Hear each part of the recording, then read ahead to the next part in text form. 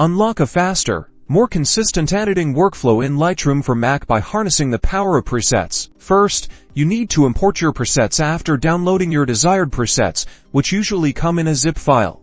Locate the downloaded file in your Finder and double-click to uncompress it. Now, open Lightroom Classic on your Mac. Navigate to the Develop module on the left panel, find the Preset section, and click the small plus icon next to it. From the drop-down menu, select Import Presets. This will open a Finder window, allowing you to browse for your preset files. Locate the uncompressed preset files you just downloaded. You might need to navigate into the specific folder containing the XP or template files. Select them all, and then click Import. Your new presets will now appear in the Presets panel, usually grouped under a new folder name after the preset pack. This makes them easy to find and manage. To apply a preset, simply select a photo in the Develop module, then click on any preset in the Presets panel. You'll see an instant preview of how it transforms your image. Once applied, you can still fine-tune the preset by adjusting any of the standard editing sliders in the right-hand panel, like exposure, contrast, or white balance, giving you complete creative control.